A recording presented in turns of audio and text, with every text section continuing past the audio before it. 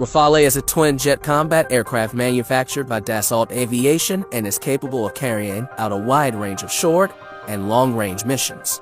It can be used to perform ground and sea attacks, reconnaissance, high-accuracy strikes, and nuclear strike deterrence.